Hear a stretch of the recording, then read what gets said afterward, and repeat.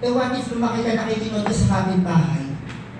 What if lumaki ka yung TV pinagsasarahan ka pa ng kapitbahay? Makapanood ka lang.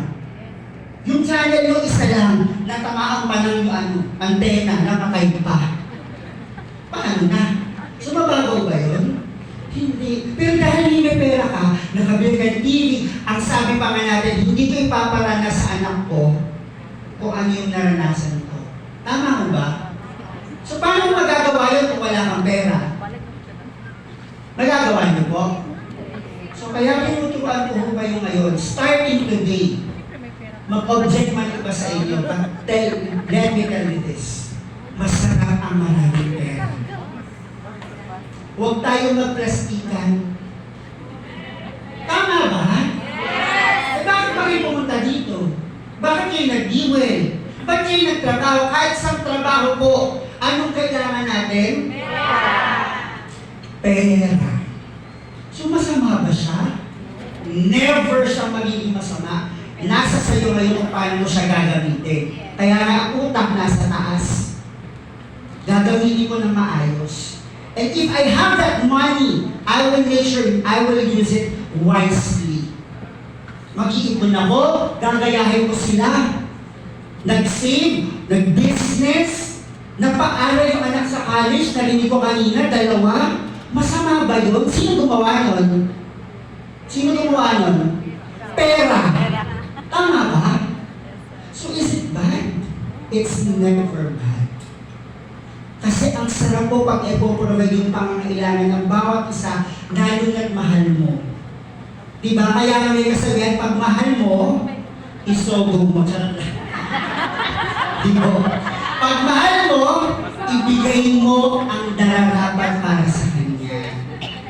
Lalo na po, diba, sa kalagayan po ng mga baby, alam niyo kung bakit? Every time you go to the drugstore, pag laro mo pa sa customer na pagkabalang ka pang snatcher, diri-diri pa sa'yo. Magtatanong ka lang naman, good morning ka pala, good morning. May sakit ka. Para kang may sakit kasi nilalayuan ka eh. Diba? Hello lang naman mo. Hello lang. Bawal mag-hello? Ha? Pero every time we go to the store, ganyan yung nararamdaman ng bawat isa. Ang sakit, no? Para ba, grabe naman. Meron ba ako nakakahawang sakit? Eh, mag-o-offer ka ako ng vitamins, so, para gumaling ka ma, para maging okay pakiramdam mo. Pero hindi mo maiiwasan. Kasi that's the nature of your work. Sabi nga, di ba, unang-una, kailangan tanggapin mo muna yung rejection. You have to accept that you will be rejected by the customer. Kasama yun sa trabaho natin. Yung mapahiya, yung mabastos, di ba? Yung hindi tananin mo sa sarili mo kasi parang feeling mo, pinagbibilihan ka, nagkakalo-kalo naman. You have to accept it first. Tanggapin nyo ko muna.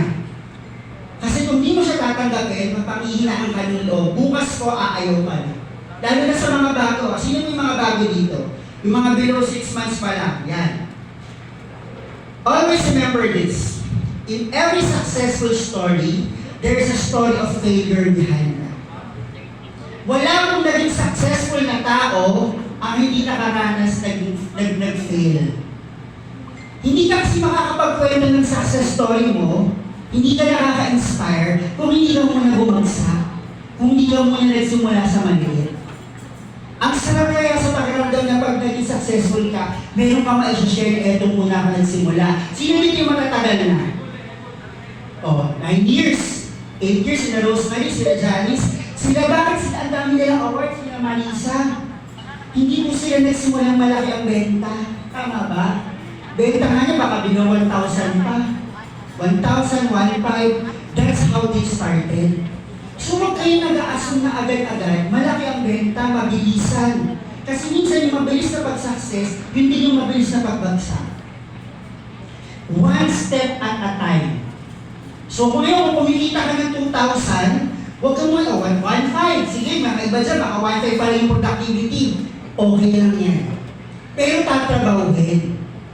Kasi hindi mo pwedeng narinig ko dito kanina, thank you Lord, Maraming salamat po, Lord. That is so true. Every time you go to the store, ang una mong pasasalamatan, ang una-una mong gagawin is what? Lord. Sorry lang, alam ko po, hindi naman lahat is Catholic, but again, this is for everyone. Okay? Na alam ko po lagi tayo nagpapasalamat sa Diyos. Alam mo bakit? Kasi every time you go to the store, kasagdasan ka, Lord, sana bumibenta ako today. Tapos ang gagawin niya after nun, alam mo ba, yung katabaho ko,